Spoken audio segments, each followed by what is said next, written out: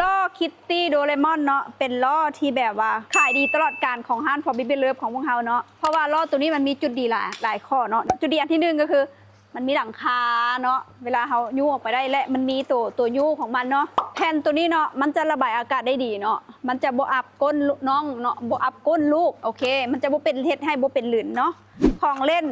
นก็มีหลายอันเนาะมีของเล่นหลายอันเนาะมันจะมีเสียงเนาะเห็นบ่มันสามารถเปิดเลือกเพลงได้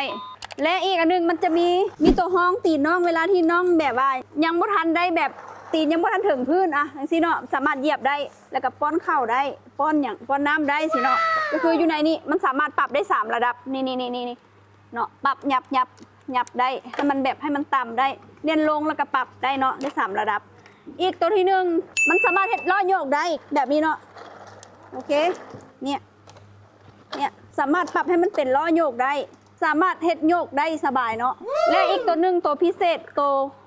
ตัวที่มันแบบว่ามันจะช่วยได้ดีก็คือตัวนี้เนาะจุดพิเศษของล้อตัวนี้ก็คือมันสามารถเป็นตัวแบบว่าช่วยจับความไวของลูกได้เวลาลูกเล่น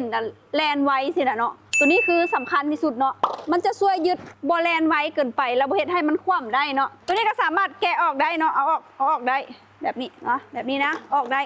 โพพิเศษมื้อนี้นะซื้อล้อแถมธงตีนที่มีพื้นหยางกันมืนให้เนาะ1 คู่และแถมทานไปอีก1 คู่เนาะไปพร้อมกับตัวนี้เนาะและพับประกันตัวเมนบอร์ดมิวสิกให้เนาะถ้าสมมติว่าซื้อไปแล้วบ่มีเสียงเพลงสามารถเอามาเปลี่ยนคืนได้เนาะแม่สามารถทักแชทเข้ามาหรือว่าจะเข้ามาซื้ออยู่หน้าห้างก็ได้เนาะสินค้ามีจำนวนจำกัดเด้อแม่เด้อให้ไวเนาะมาไวไปไวเนาะถ้าจะซ้อมเพื่อลูกต้อง For Baby Love เท่านั้น